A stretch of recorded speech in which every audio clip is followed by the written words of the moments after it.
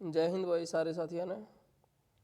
आज आप अगर आए पावर प्लांट के बारे में, जो बेस लोड होता है और पीक लोड होता है, ठीक है, उसके बारे में बात करेंगे कि जो पावर प्लांट बेस लोड पे काम करता है और पीक लोड पे काम करता है वो कौन कौन सा होता है और कैसे हम उसको यूज करते हैं, ठीक है।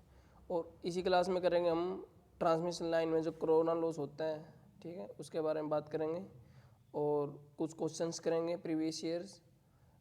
ये हमारी 7th क्लास रहेगी ट्रांसमिशन एंड डिस्ट्रीब्यूशन की, ठीक है। और इस क्लास में कौन कौन साथी आप जुड़ सकते हैं, जो भी हरियाणा ALM SA इलेक्ट्रीशियन की प्रिपरेशन कर रहा है ना, वो इस क्लास को देख सकते हैं। और आपके जो एग्ज़ाम्स में नंबर बूस्ट करने का काम करेगी ये क्लास। आपको पता ही है कि हम जो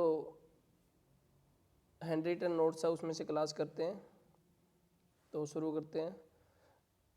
बेस लोड, औसत बार, वह लोड जो हमेशा पावर प्लांट के ऊपर होता है उसे बेस लोड कहते हैं। वह लोड जो हमेशा पावर प्लांट के ऊपर होता है, हमेशा होता है ये, ठीक है, उसे कहते हैं बेस लोड। और जो पीक लोड किसे कहते हैं, किसी भी वक्त बेस लोड के अलावा एक्स्ट्रा पावर ली जाती है उसे पीक लोड कहते हैं, ठीक है। ये पीक लोड होता है जो बेस लोड से ज़्यादा होता है।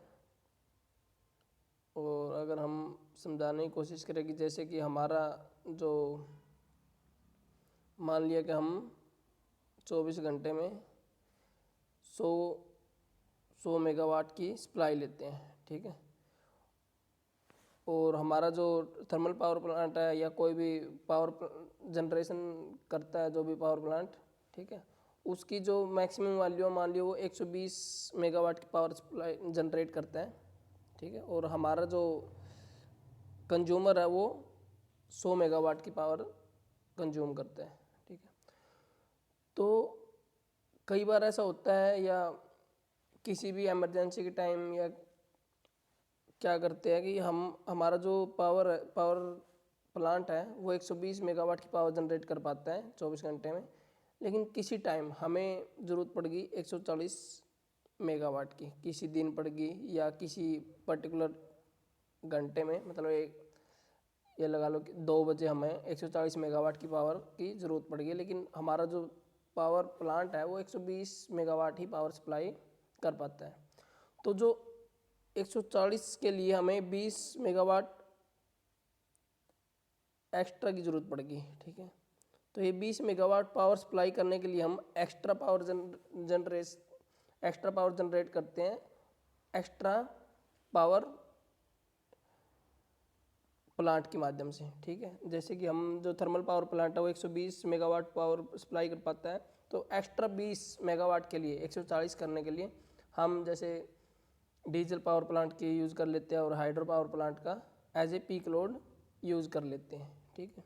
तो हमारा जो पीक लोड हो गया वो 140 मेगावाट हो गया, ठीक है। एक्स्ट्रा कितने की ज़रूरत पड़ेगी, 20 मेगावाट की, ठीक है। तो हम जो डेली यूज़ करते हैं, मैंने बताया था कि 120 मेगावाट पावर जनरेट कर पाता पावर प्लांट, और हमें 100 मेगावाट ही डेली, मतलब एवरेज 100 मेगावाट ही हम यूज़ करते थे, ठीक है। ये 100 मेगावाट हो गया बेस लोड। और हमें एमरजेंसी में 140 मेगावाट की सप्लाई की ज़रूरत पड़ गई, ठीक है। तो ये 140 मेगावाट हो गया, ये हो गया पीक लोड, ठीक है। और जो बेस लोड होता है वो हमारा जो 120 मेगावाट की पावर सप्लाई करता है पावर प्लांट, उसको हम बेस लोड पावर प्लांट बोलते हैं। और जो एक्स्ट्रा 20 मेगावाट के लिए यूज करना पड़ गया हमें जो डीजल पावर प्लांट है, उसको हम बोलते हैं पीक लोड पावर प्लांट, ठीक है। उसको हम as a peak load use करते हैं। आगे समझ में आएगा आपको। ये लोड फैक्टर है,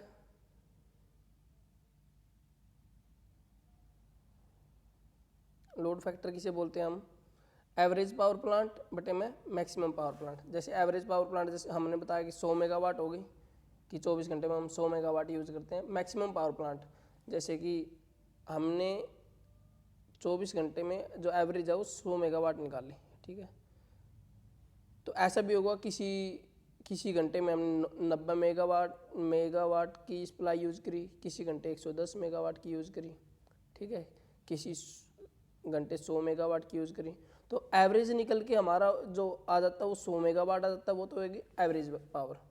और जो मैक्सिमम पावर होगी जैसे 90 में, 100 में, 110 में, तो 110 मेगावाट जो मैक्सिमम पावर होगी उसको हम डिवीज़न में ले लेते हैं। तो मैक्सिमम पावर हो जाती है हमारी 110 मेगावाट, जो किसी भी घंटे में किसी भी समय पे पावर कंज्यूम करी ज़्यादा से ज़्यादा, ठीक है, उसको बोलते हैं मैक्सिमम पावर।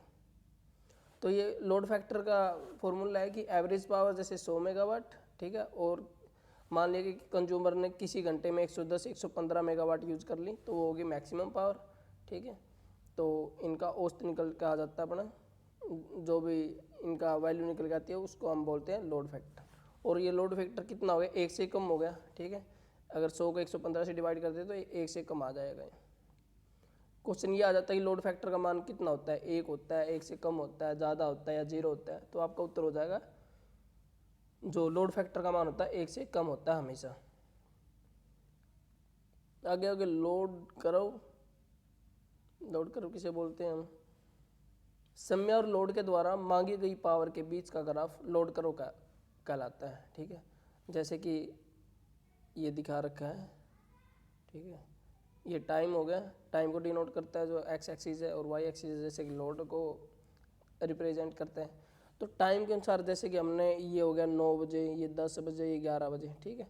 जैसे कि 9 बजे हमें ये होगी 100 मेगावाट, ठीक है, यहाँ पे होगी 110 मेगावाट। तो ये होता है कि जैसे 9 बजे 9 बजे हमें 100 मेगावाट की सप्लाई इतनी करता है, ठीक है। तो 10 बजे अगर आप क्या दर्शा रहा है, 10 बजे हमारा दर्शा रहा है कि 110 मेगावाट की सप्लाई यूज की गई 10 बजे, ठीक है। ऐसे ही जैसे अगर हम 11-12 बजे पहुंचते हैं तो 12 बजे हमें पता चल रहा है कि यहाँ पे 90 मेगावाट की पावर सप्लाई यूज कर रहे हैं। तो ये टाइम के अनुसार जो लोड यूज करा जा रहा है, तो इन दोनों की लोड और टाइम के ग्राफ को हम बोलते हैं लोड करो, ठीक है।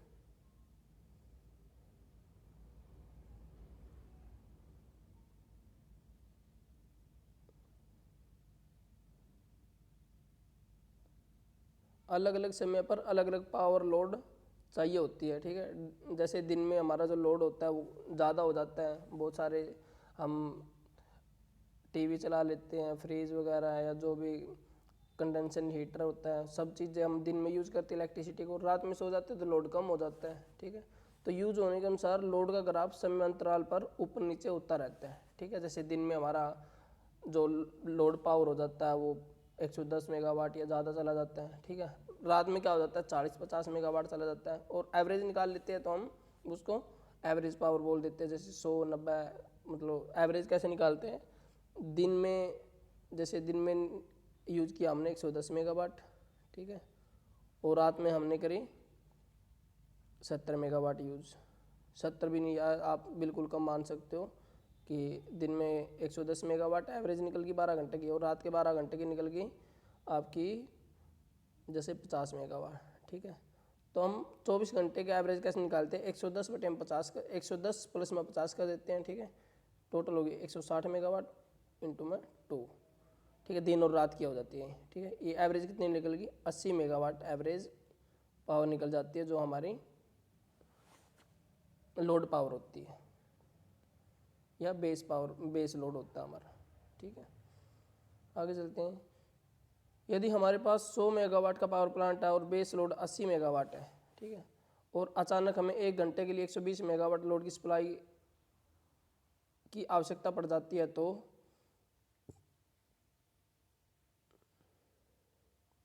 हम क्या कर लेते हैं, 120 मेगावाट की सप्लाई की ज़रूरत पड़ जाती है तो हम एक्स्ट्रा जो 80 से जो 100 से 120 तक पहुंचना है हमें, ठीक है। 100 तो हमें ये पावर प्लांट दे ही देगा, थर्मल पावर प्लांट जो बेस लोड पावर प्लांट होता है या न्यूक्लियर पावर प्लांट। जो एक्स्ट्रा 20 की ज़रूरत पड़ेगी उसके लिए हम शॉर्ट टाइम के लिए डीजल पावर प्लांट या हाइड्रो पावर प्लांट से सप्लाई ले लेते हैं, जब तक कि हमें एक्स्ट्रा ज़रूरत होती है। मान लिया कि 1 घंटे के लिए हमें 120 मेगावाट की जरूरत है, तो 1 घंटे के लिए ही वो पावर प्लांट चलाएंगे जो हाइड्रो पावर प्लांट या डीजल पावर प्लांट होगा।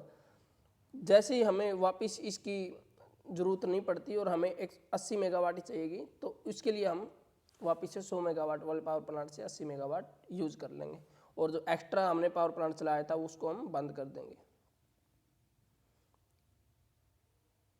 उम्मीद करता हूँ कि ये जो बेस लोड और पीक लोड है उसको समझ में आ गया होगा आपको। नेक्स्ट है कि गैस पावर प्लांट ये किस सिद्धांत पर काम करता है। ये ब्रिटेन साइकिल पर काम करता है जो गैस पावर प्लांट होता है। आगे क्वेश्चन है प्रीवियस, हाइड्रो पावर प्लांट में कौन सा अल्टरनेटर यूज किया जाता है। तो हाइड्रो पावर प्लांट होता है उसमें सेलिएंट पोल अल्टरनेटर का यूज किया जाता है।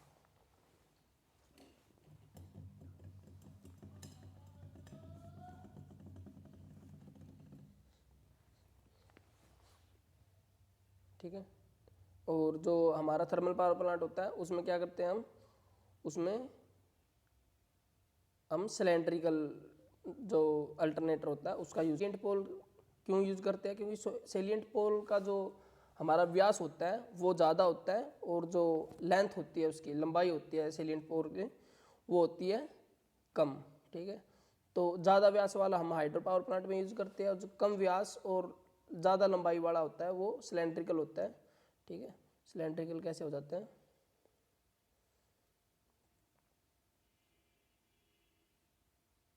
ये हो गया आपका सिलेंड्रिकल। ठीक है, और जो आपका सेलिएंट पोल अल्टरनेटर होता है वो कैसे होते हैं, इसकी जैसे लेंथ ज़्यादा होगी और जो व्यास होता है वो कम होता है सिलेंड्रिकल का। और जो सेलिएंट पोल अल्टरनेटर होता है उसका जो रोटर होता है उसका व्यास तो होता है ज़्यादा। ठीक है, जैसे कि ये हो गया। ठीक है, और ये लेंथ होगी, ये होगी कम, बिल्कुल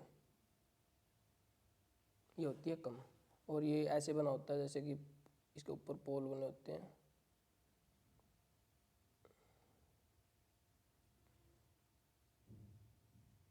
ऐसे,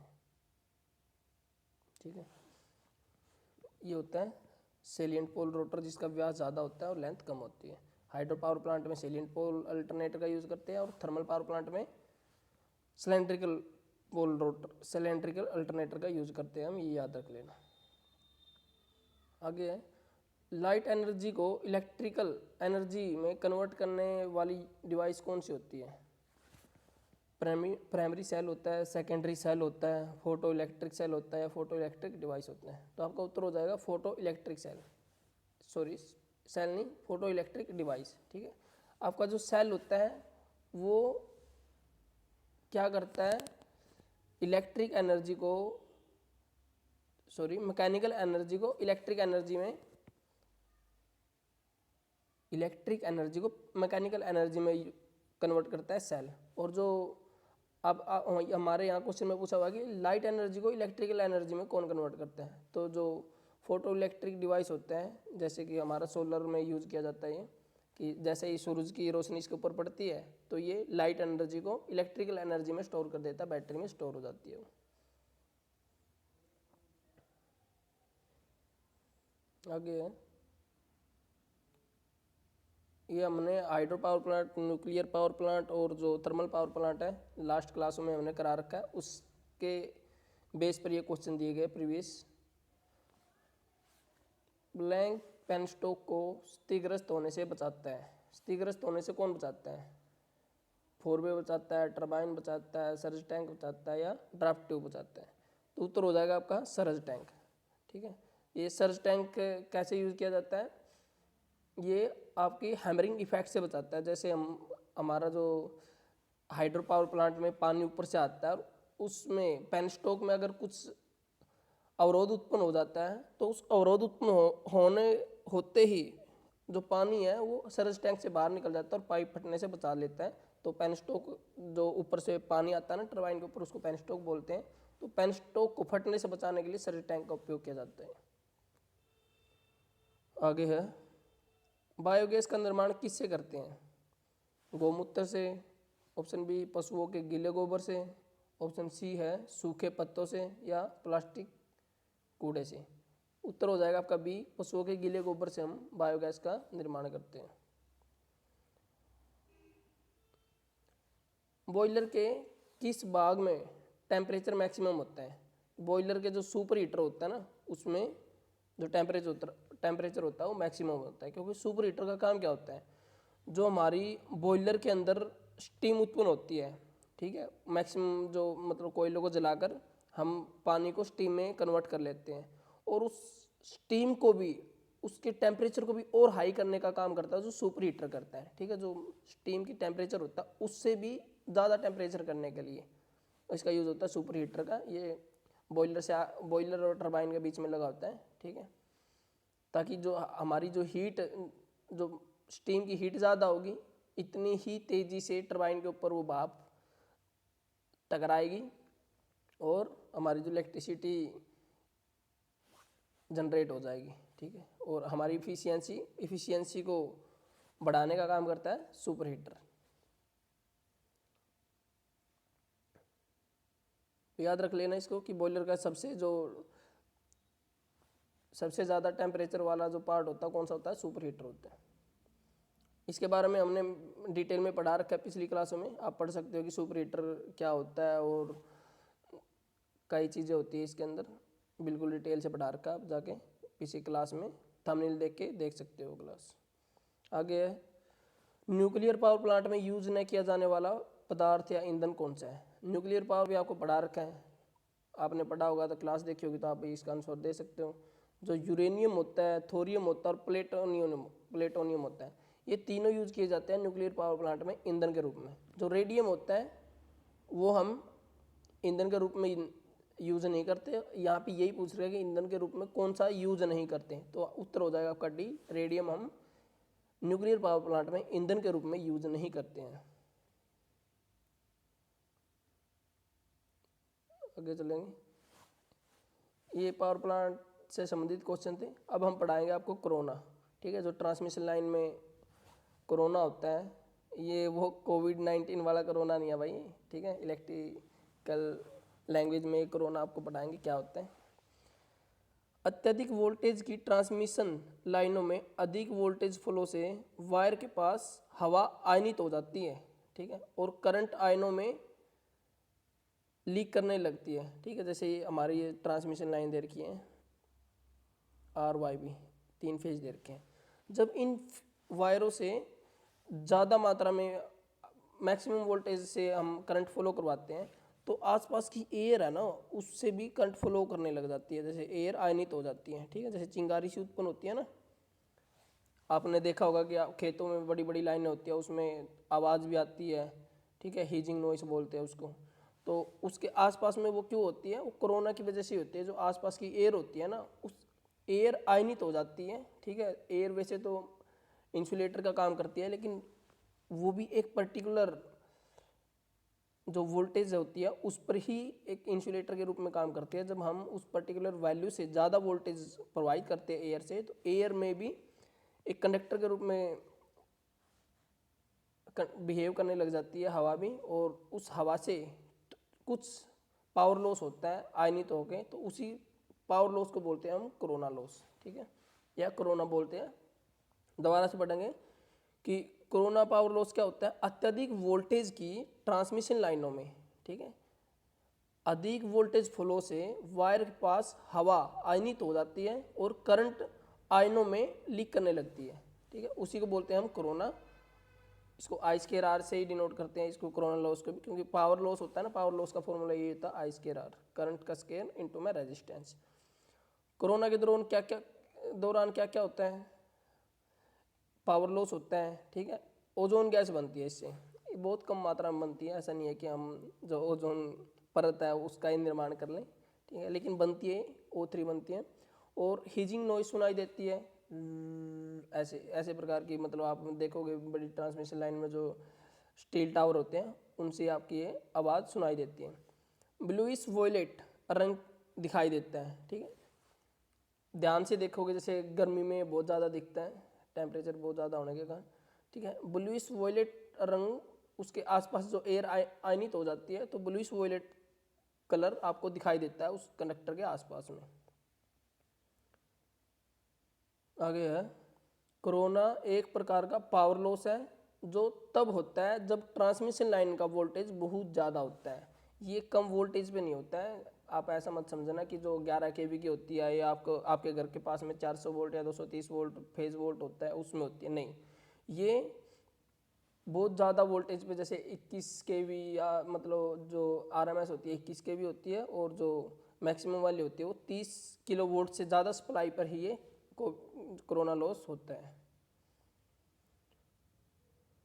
जो एयर का आयनित हो जाना उसी को हम कोरोना लॉस बोलते हैं, जो कि कब होता है, बहुत ज़्यादा वोल्टेज की करंट सप्लाई करने पर। आगे पढ़ेंगे। प्रत्येक पदार्थ एक पर्टिकुलर वोल्टेज तक कुचालक की तरह बर्ताव करता है, ठीक है। जैसे कोई भी इंसुलेटर है वो एक डिसाइडेड होती है वोल्टेज, हाँ भाई, अगर आप जैसे कि 11 kV देते हो किसी कंडक्टर से, तो उसके ऊपर जो इंसुलेटर होता है वो एक इंसुलेशन के रूप में काम करता है। लेकिन आप अगर 11 kV के लिए जो कंडक्टर बनाया गया है, या आप अगर घरों के हिसाब से देखोगे, आपके घर में जो वायर होती है 1.5 mm 2.5 mm की, अगर उससे आप 11 kV की या 33 kV की सप्लाई क्रॉस करवाओगे, उसमें से फ्लो करवाओगे, तो जो वो इंसुलेटर है ना ऊपर का, वो वहीं जल के राख हो जाएगा, ठीक है। उसकी एक क्षमता है कि आप अगर 230 kV 230 वोल्टेज ही इसमें से प्रवाहित करवाओगे तो ये नहीं जलेगा, उसके लिए वो बना होता है। लेकिन एक पर्टिकुलर वैल्यू, जैसे 230 एक पर्टिकुलर वैल्यू होगी उस वायर के लिए, 2.5 mm के लिए, ठीक है। तो उससे ज़्यादा वोल्टेज अगर हम उसमें से फ्लो करवाएंगे तो वो क्या करेगा, कुचालक की तरह नहीं, वो कंडक्टर की तरह बर्ताव करेगा, वो जलकर राख हो जाएगा या उसमें से भी करंट प्रवाहित होने लगेगी, ठीक है। यही यहाँ पे बताया गया है कि प्रत्येक पदार्थ जो कुचालक वोल्टेज तक कुचालक की तरह बर्ताव करता है, लेकिन वोल्टेज का मान को बढ़ाने से कुचालकता कम होती है। जैसे जैसे वोल्टेज बढ़ती जाएगी उस इंसुलेशन की कुचालकता कम होती जाएगी, ठीक है। मैक्सिमम वोल्टेज देने से कुचालक जिनकी डाइलेक्ट्रिक स्ट्रेंथ कम होती है की कुचालकता खत्म हो जाती है, ठीक है। डाइलेक्ट्रिक स्ट्रेंथ यही होती है कुचालकता में कि उसकी कितनी वोल्टेज जो सहन करने की क्षमता है उसी को बोलते हैं हम डाइलेक्ट्रिक स्ट्रेंथ।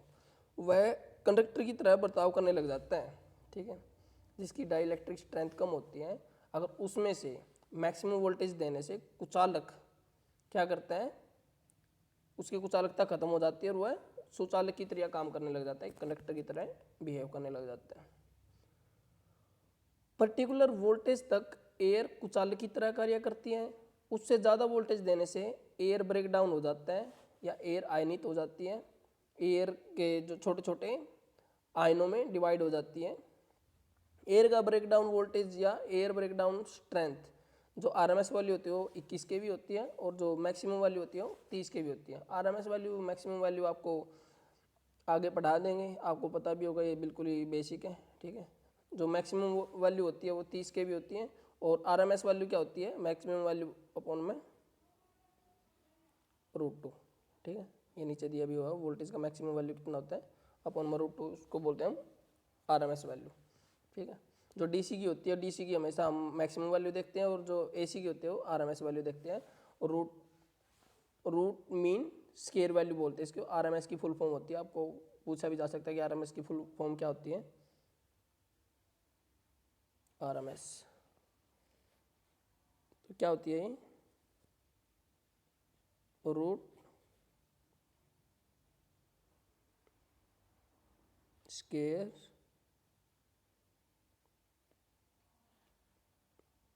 मीन वैल्यू, ठीक है। इसी को हम बोलते हैं RMS वैल्यू। आगे चलते हैं।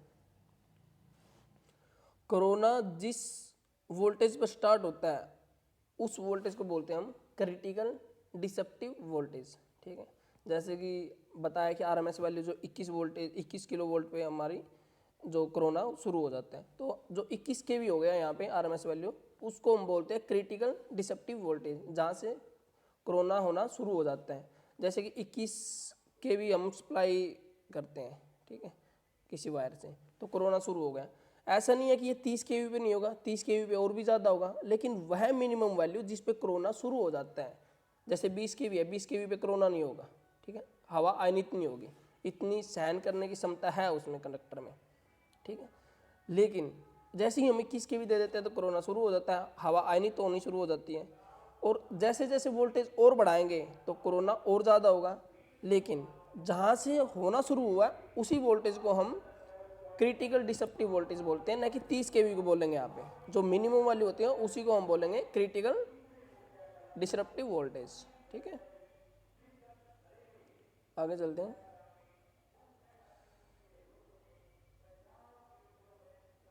जो कोरोना होता है यह बरसात या तूफान तेज हवा के समय ज़्यादा होता है। ठीक है, क्योंकि उसमें क्या होता है, पार्टिकल्स होते हैं ना। बरसात के समय हो गया, जैसे उस नमी वाली हवा हो जाती है, नमी वाली में जो इलेक्ट्रिसिटी है वो तेज़ी से आयनित हो जाती है। ठीक है, और तूफान और तेज़ हवा वाले में उसमें पार्टिकल्स होते हैं डस्ट के, डस्ट में भी जल्दी से आयनित हो जाती हैं। ठीक है, तो ये चीज़ें पहाड़ी इलाकों में ज़्यादा होता है, धूल मिट्टी और तूफान क्षेत्र में। ठीक है, जो कोरोना पावर लॉस होता है वो डायरेक्ट प्रोपोर्शनल होता है किसके, फ्रीक्वेंसी प्लस में 25 के।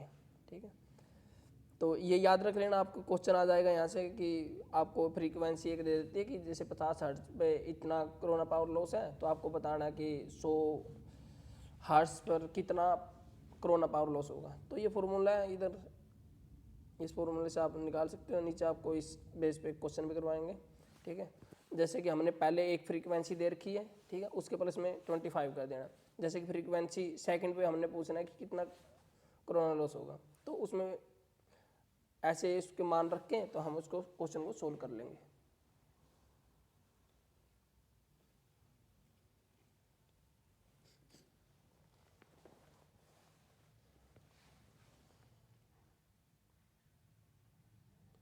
ये क्वेश्चन देख लो, अगर 25 हर्ट्ज पर कोरोना पावर लॉस 300 वाट है तो 75 हर्ट्ज पर कोरोना पावर लॉस कितना होगा। ठीक है, तो हमने इसमें फॉर्मूले में रख दिया। ये पहली फ्रीक्वेंसी दे कितनी रखी है, 25 हर्ट्ज पर। ठीक है, 25 प्लस में फॉर्मूले में 25 दे रखा हो, 25 प्लस ऐड हो जाता है यहाँ पे, डिवाइड में क्या हो जाता है, फ्रीक्वेंसी सेकंड वाली फ्रीक्वेंसी दे रखी है 75 हर्ट्ज। ठीक है, प्लस में 25 रख देंगे हम। ठीक है, तो ये रेशो आ जाता है किस चीज़ का,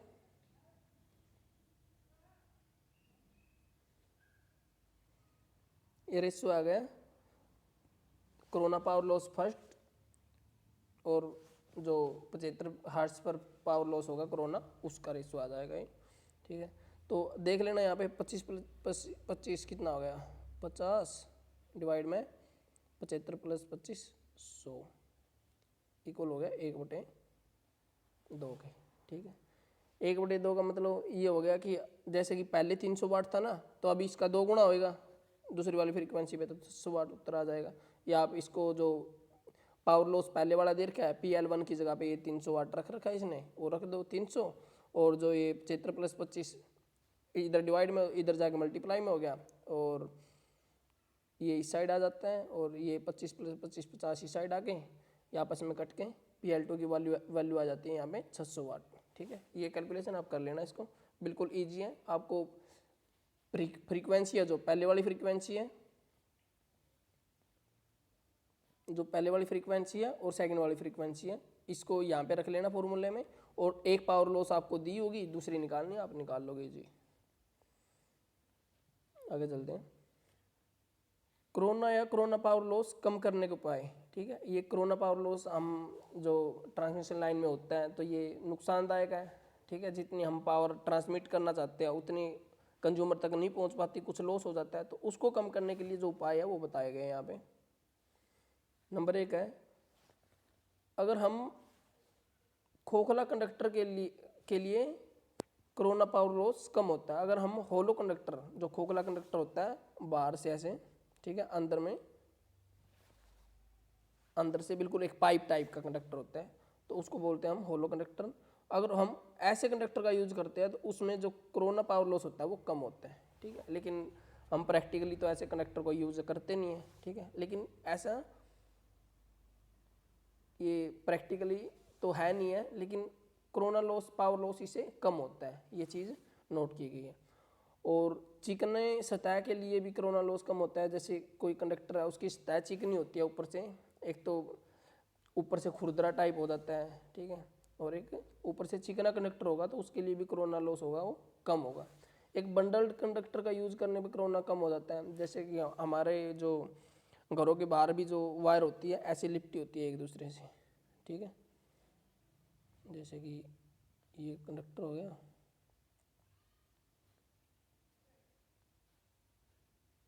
ये कंडक्टर हो गया, तो क्या कैसे होती है लिपटी, ऐसे लिपटी होती है, ठीक है। तो ये बंडल्ड वायर का प्रयोग क्यों किया जाता है, इसीलिए ही किया जाता है ताकि जो कोरोना लॉस है वो कम हो जाए। और ऐसा नहीं है कि जैसे मैंने बताया कि हमारे जो घरों के पास में होती है उसमें कोरोना लॉस नहीं होता, लेकिन उसमें भी बंडल्ड वायर का यूज़ किया जाता है। क्यों किया जाता है, उसकी मैकेनिकल स्ट्रेंथ को, बंडल्ड वायर होता है वो कई तरीक़ों से प्रयोग किया जाता है, कोरोना लॉस को कम करने के लिए भी और उसकी मैकेनिकल स्ट्रेंथ को बढ़ाने के लिए भी, ठीक है। क्योंकि जो हम हमारे घरों के बाहर यूज़ की जाती है जो या ट्रांसमिशन लाइन में यूज़ की जाती हैं वो ACSR वायर यूज़ की जाती हैं, ACSR, aluminium conductor steel reinforced, इसका जो फुल फॉर्म है वो एल्यूमिनियम कंडक्टर स्टील रेनफोर्स्ड हो जाती है। जो ये बंडल्ड वायर होती है ऊपर को एल्यूमिनियम की होती है और जो बीच से होती है यहाँ बीच में होती है वो होती है स्टील की, ताकि एल्यूमिनियम जो होती है उसकी मैकेनिकल स्ट्रेंथ होती है, जो मजबूती होती है वो कम होती है, उसकी मजबूती ज़्यादा करने के लिए हम बीच में स्टील का प्रयोग करते हैं, ठीक है। तो इसलिए उसको बंडल्ड इसलिए भी यूज़ करते हैं। और इस बंडल्ड वायर को यूज़ करने का जो ट्रांसमिशन लाइन में इम्पोर्टेंस होती है वो होती है कोरोना लॉस को कम करना। आगे चलते हैं। दो चालकों की दूरी बढ़ाकर, जैसे कि ये ट्रांसमिशन लाइन होगी RYB, ठीक है।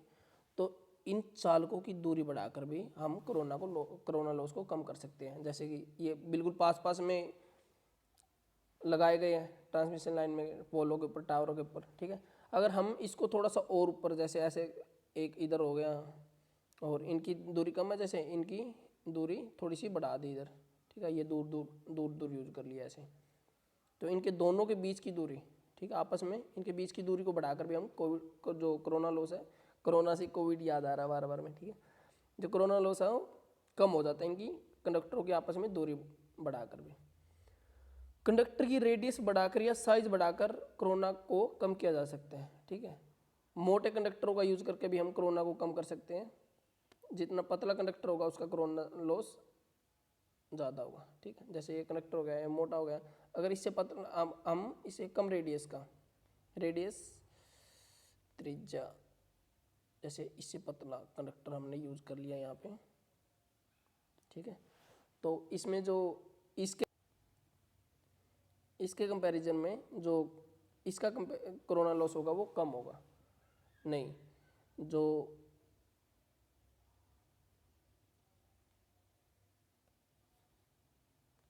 इसका कोरोना लॉस होगा ना, इसका जो रेडियस क्या है, ज़्यादा है, और क्या बोल रखा है कि रेडियस ज़्यादा होगा तो कोरोना लॉस कम होगा, इसका जो कोरोना लॉस होगा कम होगा और जो पतले कंडक्टर का कोरोना लॉस होगा वो ज़्यादा होगा।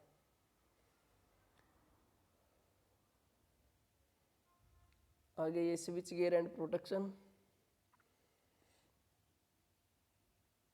ये है सर्किट ब्रेकर, रिले, ठीक है, या फ्यूज। चलो थोड़ा सा है ये, इसको एक पेज को पढ़ा देते हैं, बाकी इसकी क्लास हम अलग से बनाएंगे। जो सर्किट ब्रेकर हो गया, फ्यूज हो गया, स्विच गियर एंड प्रोटेक्शन के लिए जो हम इक्विपमेंट यूज करते हैं, इसको थोड़ा सा देख लेना, बाकी हम नेक्स्ट क्लास में करेंगे।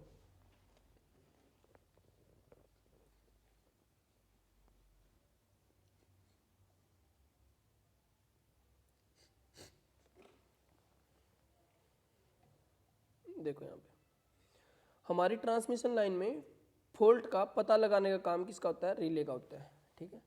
और दोष का पता लग जाने पर सर्किट को ओपन करने का काम किसका होता है, सर्किट ब्रेकर का। सर्किट ब्रेकर होता है, जैसे एमसीबी होता है, मिनिएचर सर्किट ब्रेकर, तो उसको वो कई प्रकार के सर्किट ब्रेकर होता है, उनमें से एक एमसीबी है, ठीक है।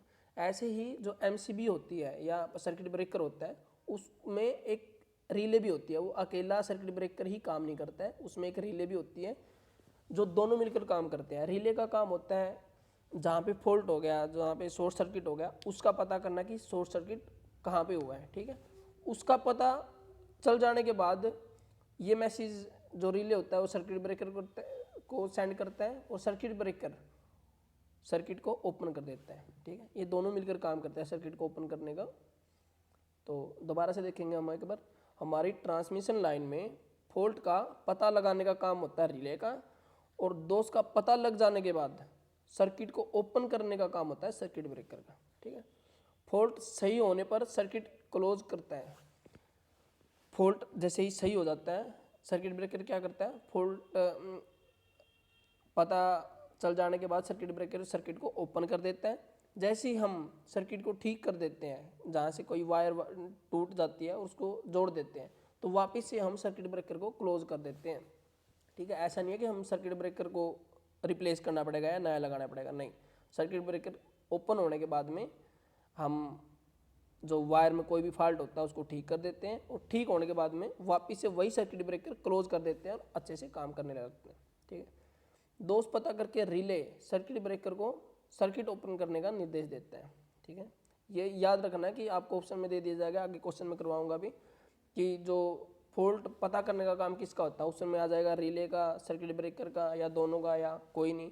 आप उसमें दोनों मत कर देना। ठीक है, जो फॉल्ट का पता करता है ना वो रिले करता है, रिले का काम होता है फॉल्ट का दोष का पता करना, और सर्किट ब्रेकर का काम सिर्फ सर्किट को ओपन करना होता है।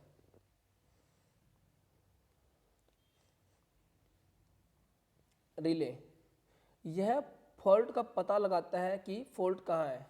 फॉल्ट का पता लगाकर यह सर्किट ब्रेकर को संदेश भेजता है कि तुम सर्किट को ब्रेक कर दो। ये मतलब प्रैक्टिकल, मतलब वैसे आम लैंग्वेज में समझा रखा है कि दोष पता करके सर्किट ब्रेकर को अलर्ट करता है कि जिससे कि सर्किट ब्रेकर सर्किट को ओपन कर दे और हमारा जो सर्किट है वो जलने से बच जाए, खराब होने से बच जाए। ठीक है, रिले एक प्रकार का इलेक्ट्रोमैग्नेटिक स्विच होता है। ठीक है, आगे हम पढ़ेंगे सर्किट ब्रेकर।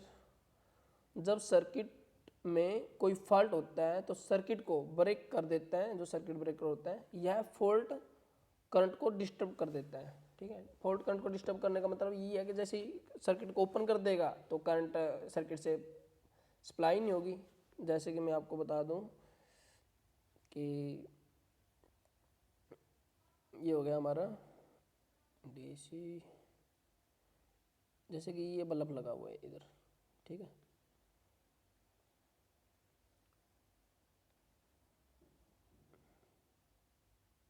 और मान लिया कि यहाँ पे आपका लगा हुआ है,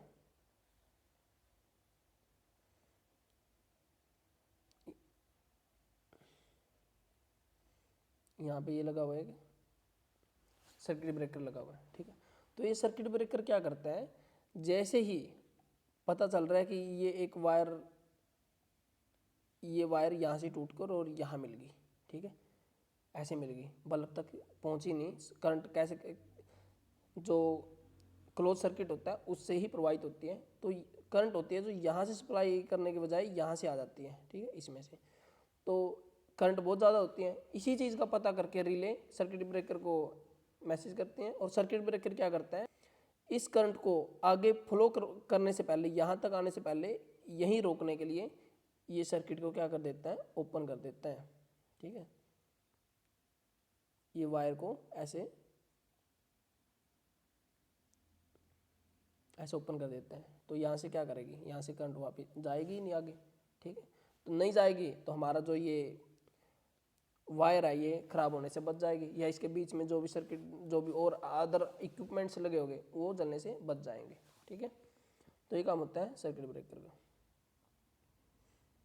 सर्किट ब्रेकर में जो उसका दो पार्ट्स होते हैं, एक फिक्स्ड पार्ट होता है, एक मूवेबल पार्ट होता है। ठीक है, ये मूव करके हम क्लोज कर देंगे, इससे फिक्स्ड पार्ट से मिल जाएगा तो क्लोज सर्किट हो जाएगा, करंट सप्लाई होगी। और जैसे ही फॉल्ट होगा तो ये इस फिक्स्ड पार्ट से दूर हट जाएगा मूव करके, तो ओपन सर्किट हो जाएगा, करंट प्रवाहित होने से रुक जाएगी वहीं पे। ये ऐसे काम करता है। आगे, जब सर्किट ब्रेकर दोष होने पर सर्किट को ओपन करता है तो चिंगारी उत्पन्न होती है। ठीक है, जैसे ही ये दोनों पार्ट्स है, जो मूवेबल है और जो फिक्स्ड पार्ट है, ये दोनों जब आपस में से एक दूसरे से मतलब ओपन करते हैं क्लोज करते हैं तो इसके बीच में यहाँ पे चिंगारी उत्पन्न होती है।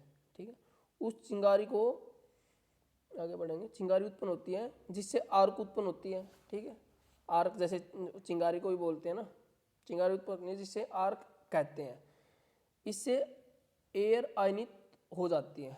जैसे चिंगारी उत्पन्न होगी तो उसके बीच में जो एयर होगी ना वो आयनित हो जाएगी। आयनित का मतलब उसके अंदर से भी एक कंडक्टर के रूप में काम करने लग जाएगी और उससे अंदर से इलेक्ट्रिसिटी फ्लो करने लगेगी, जिस कारण से एयर है जो कंडक्टर की तरह बिहेव करती है, अर्थात न चाहते हुए भी